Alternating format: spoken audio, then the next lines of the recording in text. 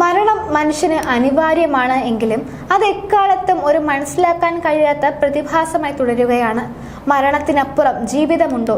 നമ്മൾ മരിച്ചതിന് ശേഷവും ആത്മാവ് ജീവിക്കുമോ? ശരീരമില്ലാതായാൽ ആത്മാവ് എങ്ങോട്ട് പോകും?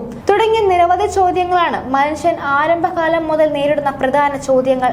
ഇപ്പോൾ ഇതിനെല്ലാം ഉത്തരങ്ങളുമായി രംഗത്തെത്തിയിരിക്കുകയാണ് ശാസ്ത്രജ്ഞന്മാർ. പ്യൂ റിസർച്ച് സെന്റർ 2023 നടത്തിയ ഒരു സർവേ പ്രകാരം അമേരിക്കയിലെ മുതിർന്നവരിൽ 83% പേരും മനുഷ്യാത്മാക്കൾ ഉണ്ടെന്ന് വിശ്വസിക്കുന്നു. നമ്മൾ മരിക്കുമ്പോൾ നമ്മുടെ മരണമില്ലാത്ത ആത്മാവ് അതിജീവിക്കുകയോ പുനർജന്മം നേടുകയോ ചെയ്യുന്നു എന്നാണ് പല മതങ്ങളും വിശ്വസിക്കുന്നത്. ഇക്കാര്യത്തിൽ ശാസ്ത്രീയമായ ഒരു സമവായം ഒരിക്കലും ഉണ്ടായിട്ടില്ലെങ്കിലും ചർച്ചകൾ തുടരുകയാണ്. നമ്മുടെ മാംസത്തിനും അസ്ഥിക്കും അപ്പുറം ആത്മാക്കൾ നിലനിൽക്കുമെന്നതിന് തെളിവുണ്ടെന്നാണ് പല ശാസ്ത്രജ്ഞരും തത്വചിന്തകരും വാദിക്കുന്നത്.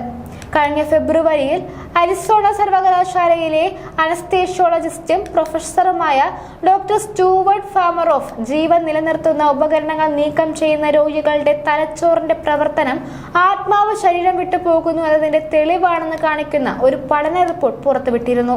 എന്നാൽ മരണാന്തരം എന്ത് സംഭവിക്കുന്നു എന്നത് സംബന്ധിച്ച് പല വിദഗ്ധരും വ്യത്യസ്തമായ രീതിയിലാണ് പ്രതികരിക്കുന്നത്.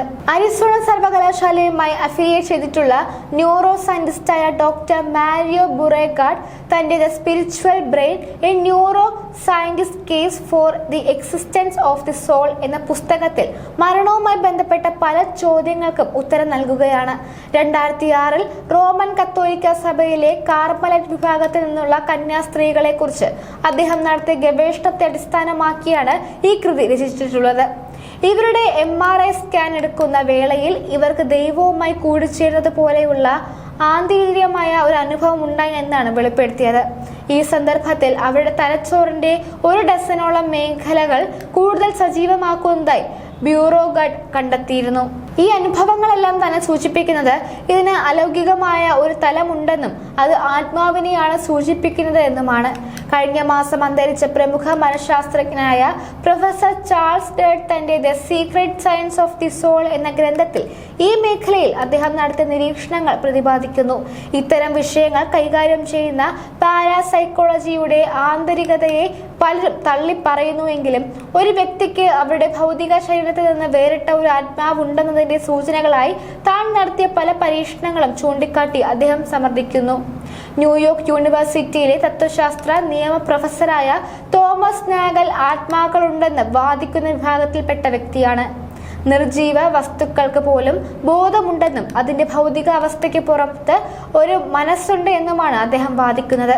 പ്രമുഖ മനോരോഗ വിദഗ്ധനും ഗവേഷകനുമായ ഡോക്ടർ ജെഫ്രി ഷ്വാർട്ട് പറയുന്നത് മനുഷ്യൻ എന്നാൽ ശരീരവും തലച്ചോറും മാത്രമല്ല എന്നാണ്. ഇതിനർത്ഥം മറ്റൊരു ഘടകം നിലനിൽക്കാമെന്നാണ്.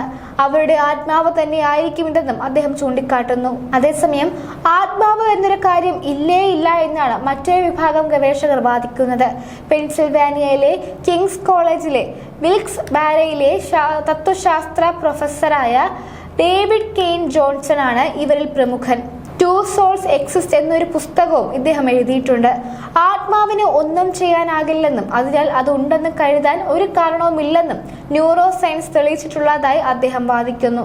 ഏതായാലും മനുഷ്യനുള്ള കാലത്തോളം തന്റെ മരണാന്തര ജീവിതത്തെക്കുറിച്ചുള്ള ചർച്ചകളും തുടരുമെന്ന് ഉറപ്പാണ്. കാരണം മരണവും മരണാന്തര ജീവിതവും ഇപ്പോഴും മനുഷ്യന് ഒരിക്കലും പിടികിട്ടാത്ത ഒരു പ്രഹേളികയാണ്.